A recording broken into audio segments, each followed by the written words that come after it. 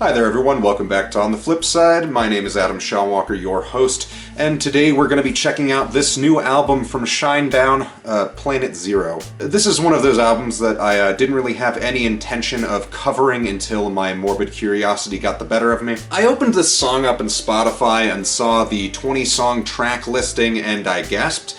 Mercifully though, this album is only about 49 minutes long, but that was still enough to get me to listen to this thing. Shinedown's one of those bands that I've always kind of put in that butt rock drawer that I've never really delved into that deeply because frankly, there's very little in that style that seems worth the time. And there's really no exception to that here. The title track, for instance, Planet Zero, is what I would describe as dreadful. The whole swinging, epic rock sound mixed with these very tacky lyrics that allude to cancel culture. Out here on Planet Zero, we live like no tomorrow. I think we've reached the ceiling. They're canceling your feelings onto better days, or so they say, but I don't think so. They're murdering our heroes out here on Planet Zero. The whole thing kind of smells of that fiasco that the band Trapped had a few years ago, and it's not just the chorus here either. The whole song, and really the whole album, seems to be focusing in on cancel culture as a main concept for whatever reason. A concept that to me is more or less dead on arrival anyway. I don't really agree with a lot of the cancel culture stuff, but I do agree with the idea that freedom of speech doesn't necessarily mean freedom from consequences in the court of public opinion. And that's always something that it seems like modern metal bands seem to be confused about for some reason. And just to name drop, like the new Decapitated album, Cancer Culture, as it's titled, is,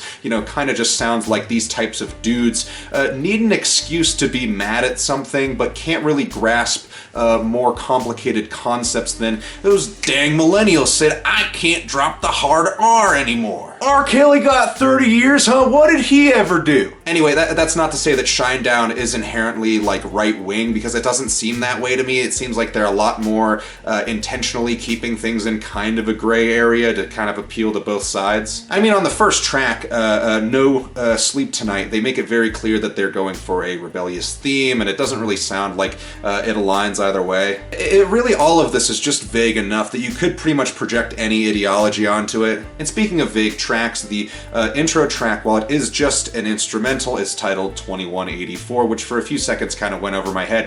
A futuristic concept album, sure.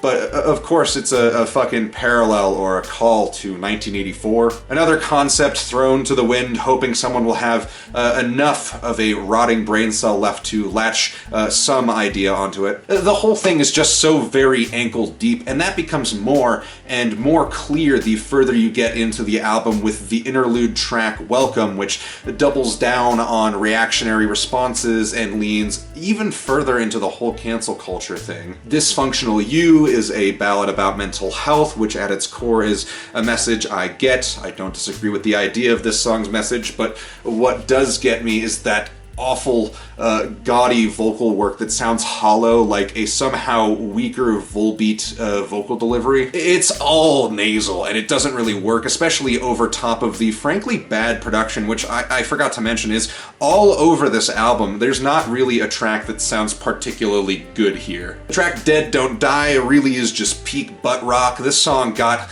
like an involuntary response from me where I just reached for the volume and turned down the track just enough to get to the point so I could, write this review, but also get the meaning of the song and then just kind of move on with my life and hopefully never have to hear this song again. Something I've realized too over the course of this album is that these interlude tracks like Welcome or Standardized Experiences or whatever other tracks are on here actually have an okay backing track. Like the synth work is actually fairly decent, but that's kind of flattened by the canned robot voice talking about this like dystopian future that is everything but inspired. I mean, this album is just really rough. I felt like at this point, during my listen and the writing of this, that I got most of what I had to say out of the way, but good fucking God, this album just keeps pulling more out of me. The track America Burning is just so on the nose. I don't get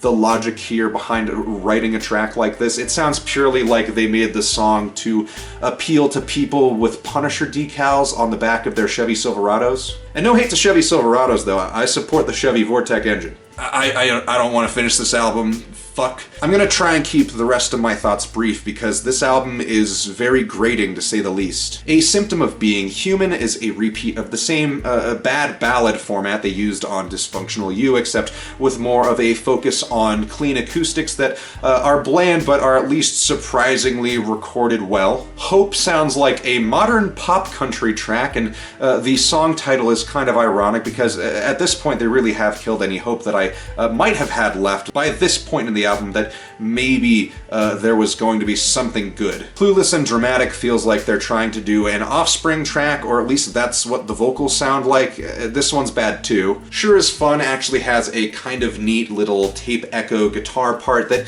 I like decently enough. As soon as the lyrics start though, it completely loses me, but you know, hey, there was a moment. Also, for whatever reason, this song feels like a very direct rip of Imagine Dragons, which to me is such a weird thing to rip because I feel like Imagine Dragons is nearly universally hated by anyone with ears. Daylight is yet another weak ballad that feels like particularly low-hanging fruit even compared to the other ballads here. The Saints of Violence and Innuendo is another weak analysis of a few things, namely social media and outrage politics. I guess as far as the song goes, it is catchier than the other tracks, but that is overshadowed again by the very shallow grasp of modern politics. Army of the Underappreciated at the very least semi-mutes its undertones just a little bit by becoming cryptic enough as to become nonsensical except for the very neutral statements. There's nothing that's really being said here. Sonically, it just sounds like a fucking Billy Talent track. The final song, What You Wanted, is kind of a splattering of all of the barely thought through ideas this album toys with,